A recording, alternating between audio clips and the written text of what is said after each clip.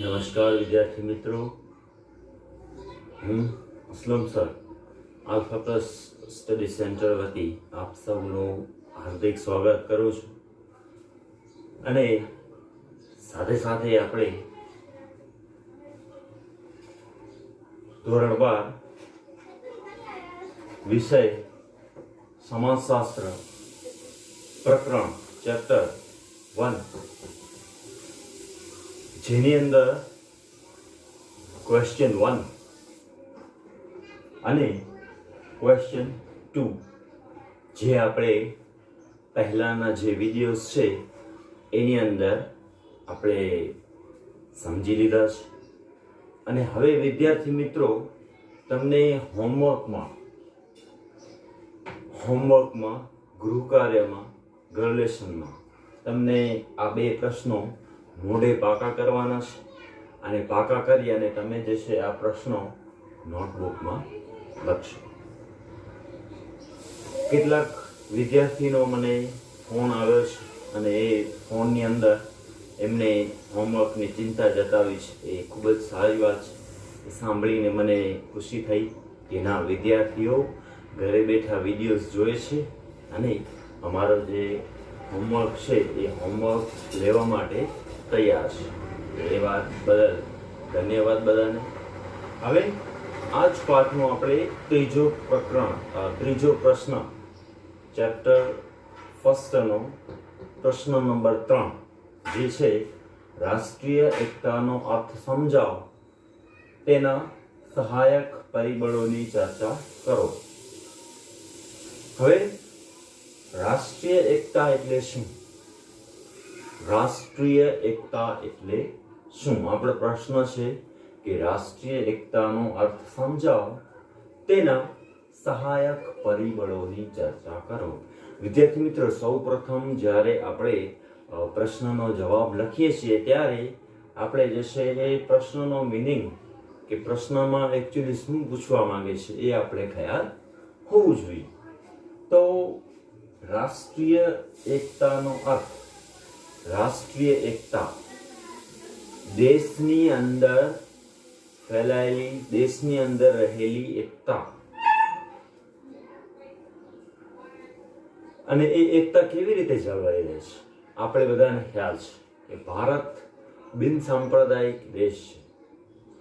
એની અંદર ઘણા બધા સંપ્રદાયો છે અને કોઈ પણ ધર્મને મહત્વ આપવામાં આવ્યું નથી. ભારત દેશની અંદર ભારતનો કોઈ જે પર્ટિક્યુલર, જે એકલો કહી શકીએ આપણે કે એવું ધર્મ નથી. 33 રાજ્યો છે અને એ બધા રાજ્યોની અંદર લોકોને રહેવાની, પોતાના દરેક કાર્યો કરવાની જે છે એ દરેક કાર્યો જે છે એ કરી શકે છે. એકતા અહીંયા જોવા મળે છે. પછી તેના સહાયક પરિબળોની ચર્ચા કરો. સહાયક પરિબળો, એકજૂટ રહેવા માટે એને સહાયક એટલે મદદરૂપ. સહાયક એટલે મદદરૂપ રહેવા માટે કઈ બાબતો અહીંયા ચર્ચા જે છે એ મદદરૂપ થાય છે? તો સૌપ્રથમ ની અંદર 3 બાબતો છે. 3 બાબતોમાં પહેલી બાબત છે ભૌગોલિક પરિબળ, ભારતનું બંધારણ, નાગરિક ફરજો. આ 3 બાબતો એવી છે કે જે રાષ્ટ્રીય એકતા સર્જવામાં મદદરૂપ છે. સૌપ્રથમ આપણે એની પ્રસ્તાવના, કે જે આ પ્રશ્ન છે એ પ્રસ્તાવના એની આપણે જોઈ લઈએ. વિદ્યાર્થી મિત્રો, નવનીતની અંદર પાના નંબર આપણે આવી જશું ડાયરેક્ટ 8 ઉપર. અને 8 પાના નંબર ઉપર આપણો પ્રશ્ન ત્રીજો જે આપણે ચર્ચા કરી લીધી છે, હવે ડાયરેક્ટ આપણે જવાબ જોઈએ કે ભારતમાં સામાજિક, સાંસ્કૃતિક, ભૌગોલિક, ધાર્મિક, ભાષાકીય, પ્રાદેશિક વગેરેમાં અનેક વિવિધતા છે. વિદ્યાર્થી મિત્રો, ભારતની અંદર કઈ કઈ બાબતોમાં અનેક વિવિધતા એટલે શું? ડિફરન્સ, જુદી જુદી બાબતો. વેરાયટી. તો સંસ્કૃતિની અંદર પણ છે, ભારતની અંદર ઘણી બધી સંસ્કૃતિઓ રહે છે એક સાથે. પછી છે ભૌતિક, ભૌગોલિક, ભાષાકીય, અને આવી જે બાબતો છે એની અંદર અલગ અલગ બાબતો છે. પછી આ ઉપજૂથો વચ્ચે પરસ્પર સહકાર ભર્યા. આ ઉપજૂથો વિદ્યાર્થી મિત્રો જે આપણે વાત કરીએ પર્ટિક્યુલરલી મોસ્ટ ઓફ બહુમતી સમાજ અને લઘુમતી સમાજ.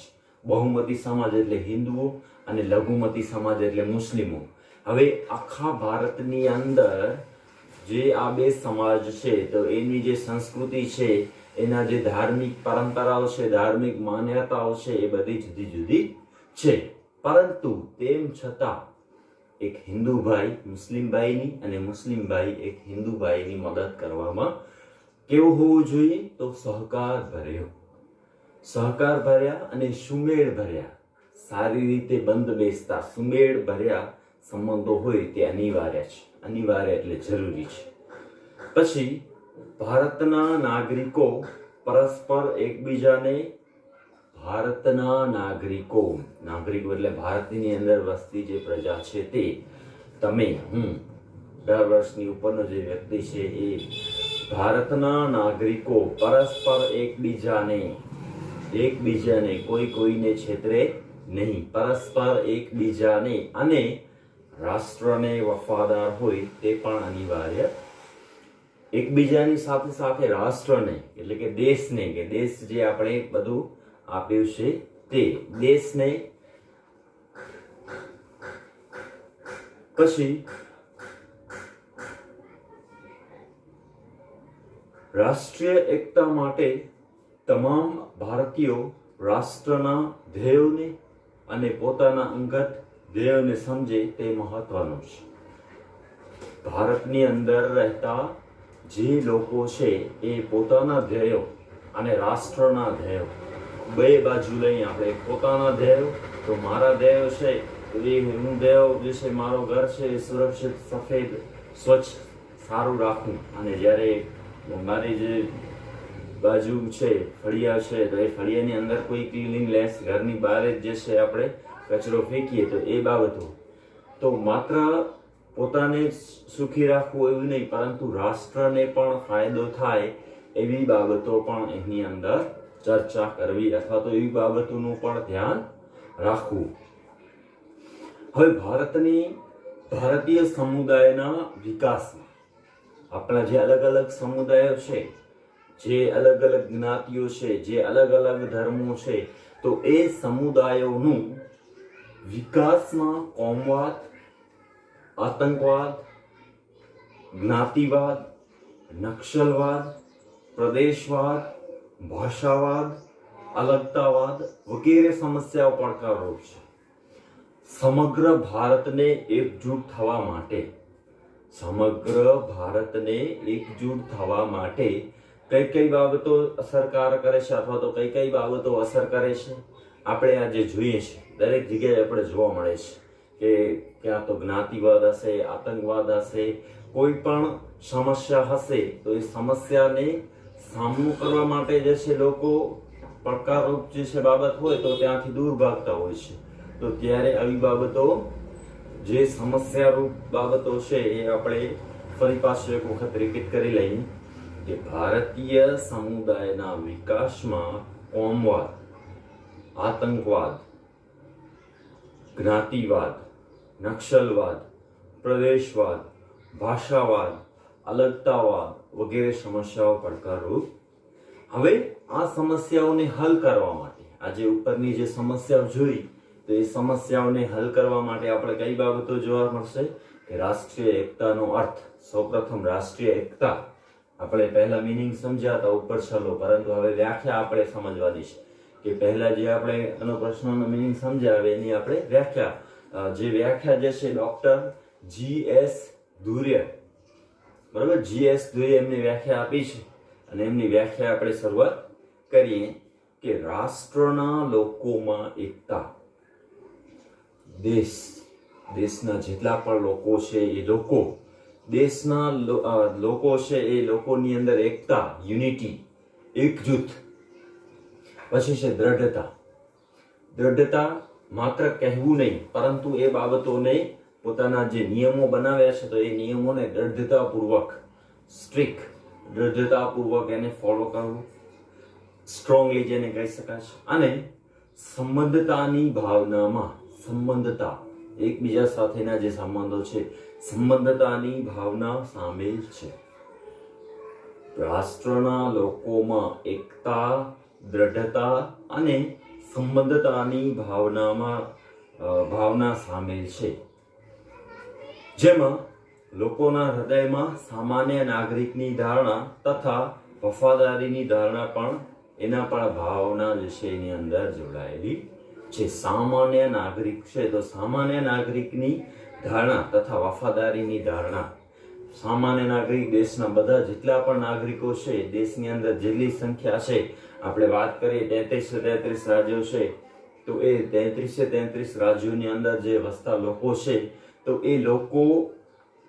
એ લોકોની બાબત આપણે જે છે એ પોતાની જે સામાન્ય વાતો છે તો એની અંદર કઈ બાબતો, તો સામાન્ય નાગરિકની ધારણા, બધા ઇક્વલ છે, સામાન્ય નાગરિકની ધારણા હોવી જોઈએ. પછી સાથે સાથે વફાદારીની ધારણા, રાષ્ટ્ર પ્રત્યે વફાદાર, અને એની સાથે એની ફિલિંગ્સ, ભાવનાઓ જોડાયેલી છે. હવે રાષ્ટ્રીય એકતાના સહાયક પરિબળો. રાષ્ટ્રીય એકતાના સહાયક પરિબળો, તો સહાયક પરિબળો 3 છે. એક વખત ફરી પાછું આપણે રિપીટ કરી લઈએ. રાષ્ટ્રીય એકતાના સહાયક પરિબળો 3 છે. મારી સાથે બોલશો વિદ્યાર્થી મિત્રો. પહેલું છે ભૌગોલિક પરિબળો, પછી બીજા નંબર ઉપર છે ભારતનું બંધારણ, અને ત્રીજા નંબર ઉપર છે નાગરિક ફરજો. તો સૌપ્રથમ આપણે ભૌગોલિક પરિબળની ચર્ચા આપણે કરીએ. તો ભૌગોલિક પરિબળની અંદર કઈ બાબતો લાગુ પડે છે, તો ભારતના ઋષિ મુનિઓ અને રાજ્યકર્તાઓ ભૌગોલિક અને રાજકીય એકતાની સભાનતા ધરાવતા હતા. આપણે પહેલાના સમયથી આજના સમય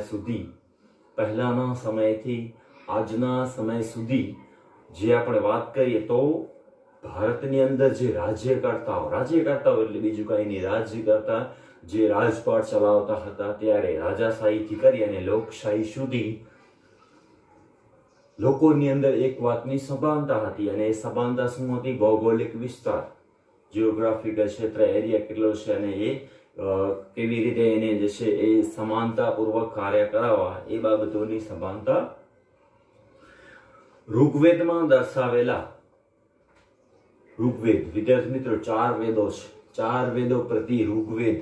તો ઋગ્વેદમાં દર્શાવેલ ભારત વર્ષ, આ ભારતના જુદા જુદા એના નામો આપેલા છે. એક છે ભારત વર્ષ, પછી છે ચક્રવર્તી, અને ત્રીજું છે એક્યાધિપતિ વગેરે નામ ભારતની ભૌગોલિક એકતાનો આદર્શ વ્યક્ત કરે છે.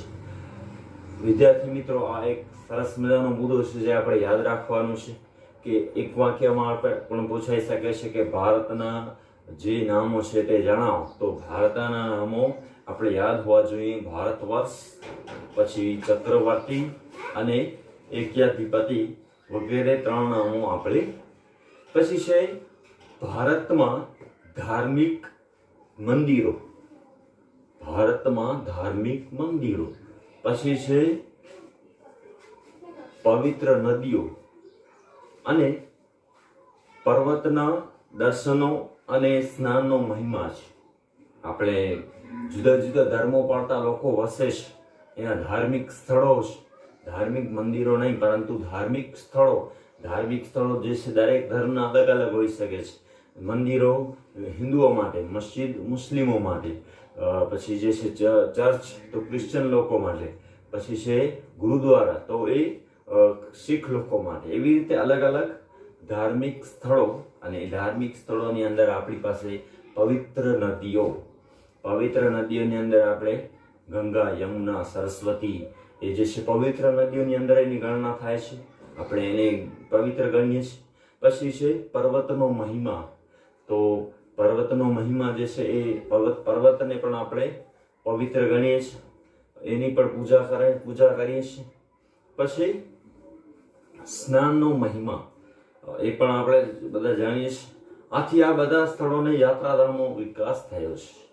બધા ધાર્મિક સ્થળો અને બધા ધર્મની અલગ અલગ માન્યતા પ્રમાણે બધા જે છે પોતાના ધાર્મિક સ્થળો પાસે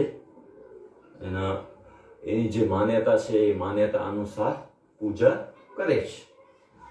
પછી છે એની પાછળનો મુદ્દો કે આ ધર્મ સ્થળોની સંસ્કૃતિ તથા રમણીય અને હાવાખાના સ્થળો ભારતના લોકોને વિવિધ પ્રદેશોમાં પ્રવાસ કરવા માટે પ્રોત્સાહિત કરે છે.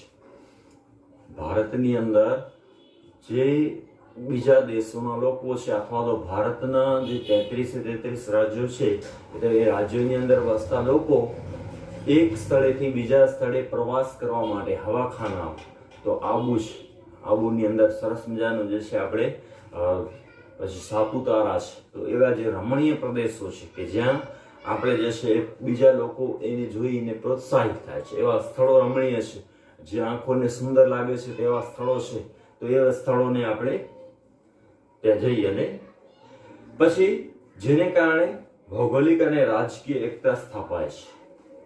આગ્રાની અંદર તાજમહેલ છે, તો એ તાજમહેલ જોવા માટે લોકો જે છે દૂર દૂરના દેશોથી તો આવે જ, પરંતુ આપણા દેશની અંદર જે લોકો છે તો એ દિલ્હીની અંદર આગ્રા અને આગ્રાની અંદર જે છે તાજમહેલ સ્થાપિત છે, તો ત્યાં જોવા માટે આવે છે. એ પણ એક રમણીય સ્થળ છે, જોવાલાયક સ્થળ છે. હવે અનેક રાજ્યો, બધા અલગ અલગ રાજ્યો છે, તો એ રાજ્યોની અંદર જુદા જુદા પ્રદેશોની અંદર એવા સરસ મજાના સ્થળો આવેલા છે.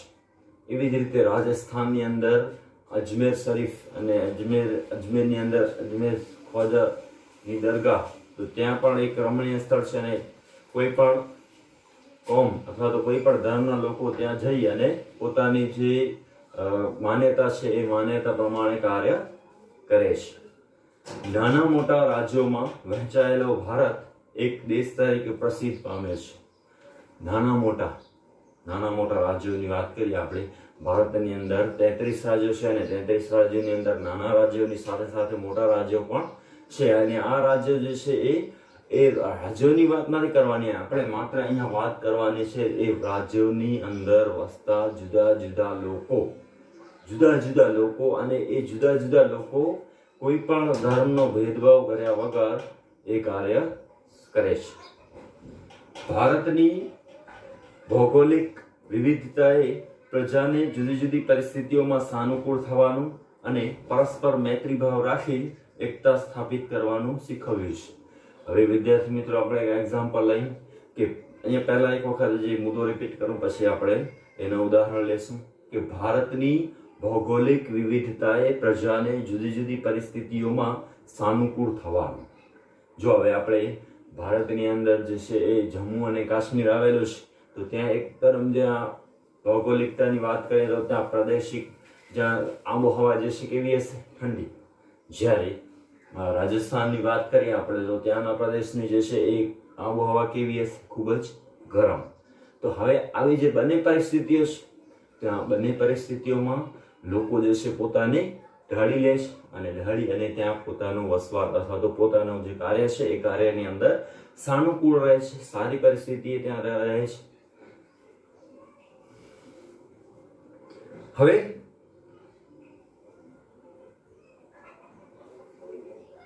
સાનુકૂળ થવાનું અને પરસ્પર મૈત્રીભાવ રાખી એકતા સ્થાપિત કરવાનું શીખવ્યું છે. અલગ અલગ પ્રદેશો છે, અલગ અલગ લોકો આવીને વસવાટ કરે છે, તો અને એમની સાથે મૈત્રી ભાવ, મિત્રતા જેવા ભાવો પણ એની અંદર રહેલા છે.